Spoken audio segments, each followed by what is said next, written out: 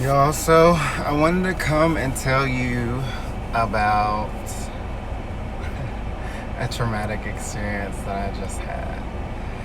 And I just want to know, does this happen to everyone? So I've been having some issues with my throat. And so my mom was like, oh, you need to go to the doctor. So today I finally came back to Houston so I could go to see an ENT. And thus my traumatic experience began. So I go to see him, and first thing he does is he takes a big old popsicle stick and sticks it down the back of my throat, trying to look into the back of my throat. And of course, I start choking because what are you doing? Like, why are you sticking this popsicle stick down my throat like that? Like, sir, I don't do that. I don't do that.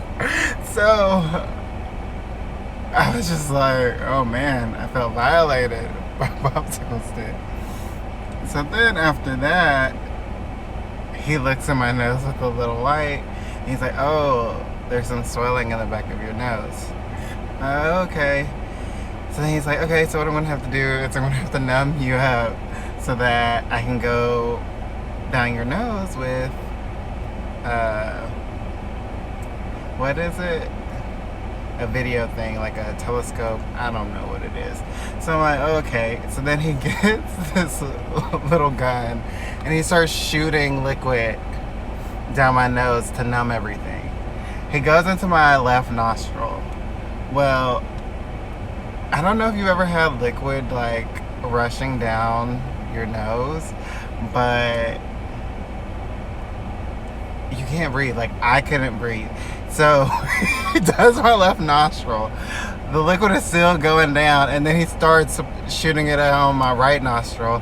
At which point, I have to like keep my cool, but I want to be like, oh, I can't breathe. I can't breathe.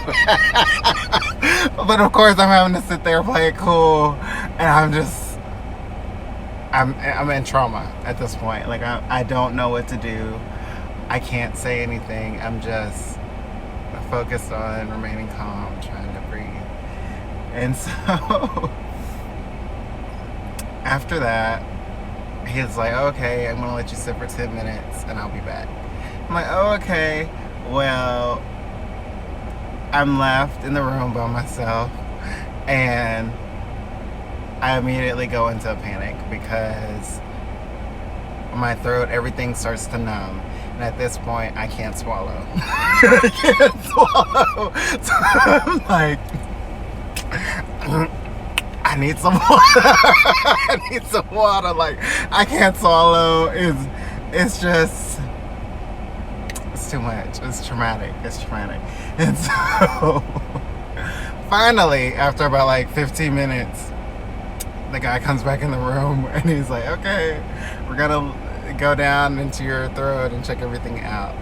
He proceeds to pull out this long, it was over a foot long. To me, it looked over a foot long cord. What's he gonna do with that?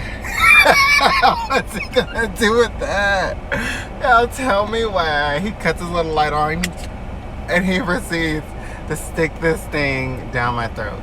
And so, I mean, down my nose, up my nose, and then down into my throat. It was so traumatic. I can't even explain. Because then as he's sticking it down, I can literally feel him like looking, like I can feel the cord, like looking around, right? And then he's like, breathe in through your nose, breathe in. I can't. Sir, I don't know if you know, but I currently have a big cord in my nose. It was the most traumatic experience I've had in a long time. So this is why I don't go to the doctor, because I feel like every time I go, they're coming up with new ways to torture people, and they try to tell you that the torture is for your health, but really it's just so that they can hurt you.